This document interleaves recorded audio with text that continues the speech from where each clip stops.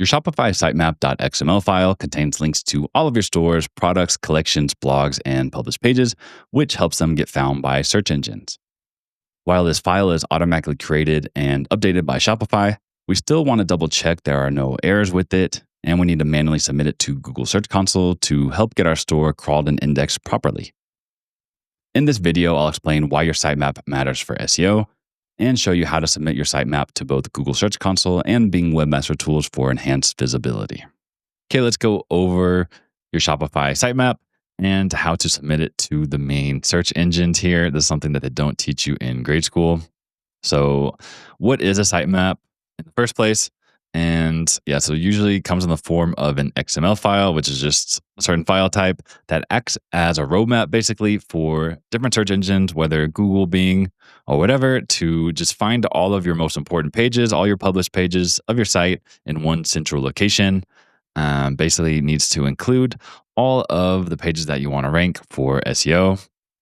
And while it's not required for a page to be in your sitemap for it to be discovered and rank in Google, it does help speed up the discovery of that page by just letting Googlebot know exactly which pages are important, where it is, and then, the direct URL where the bot can find it.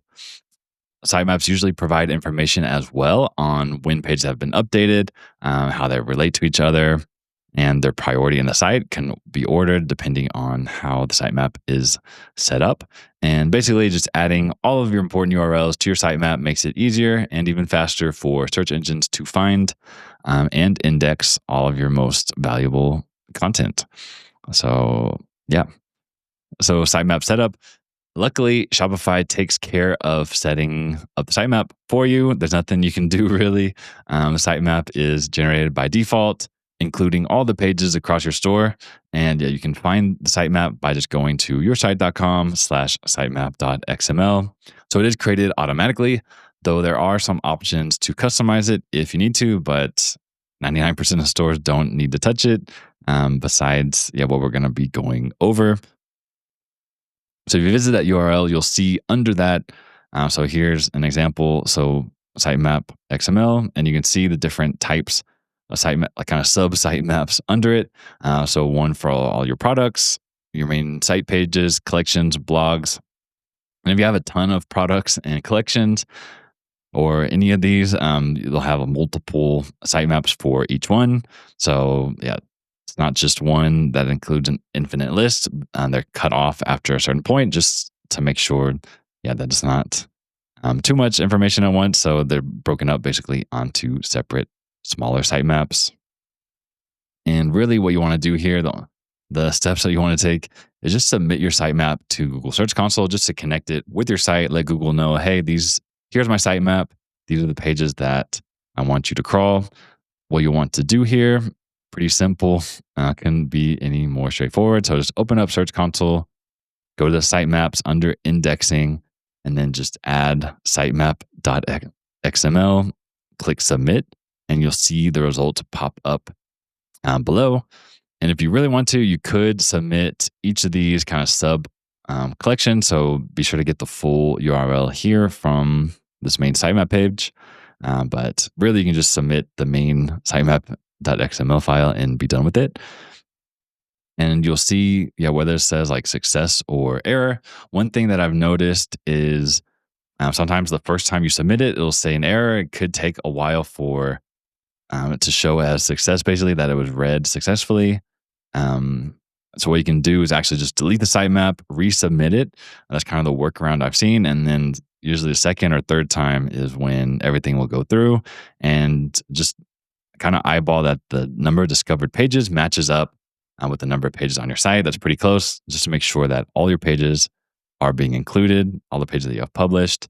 Another thing you'll want to do is if say you migrated to Shopify from a different platform, obviously Shopify has its own unique URL structure. So if you previously had a sitemap from another platform, you'll want to delete it now since those URLs just aren't active. So keep that in mind as well. So if you have a site that's been around for a long time, been hosted on different platforms, you can clean this up just to make sure that the only sitemap showing up is the main one that you want search engines to crawl.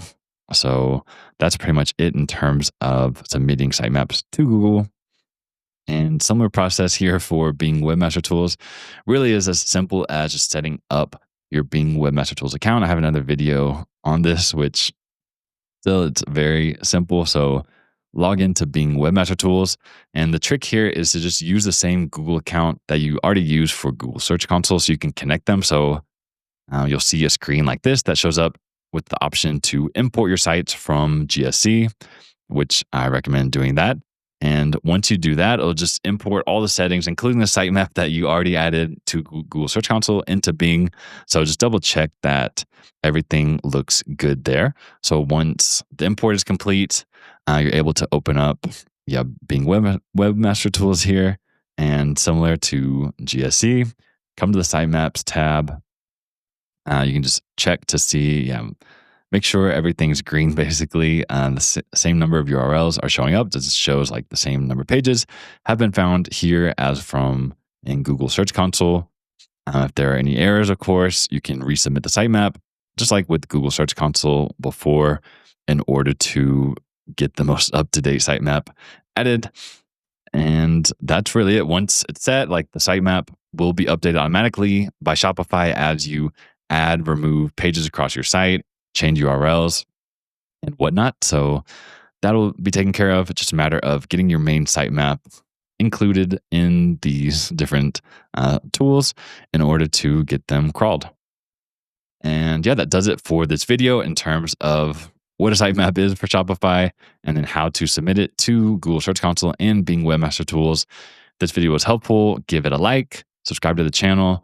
And for more technical SEO tips, you can download the training 90-page guide for technical SEO for Shopify stores in the first link in the description below.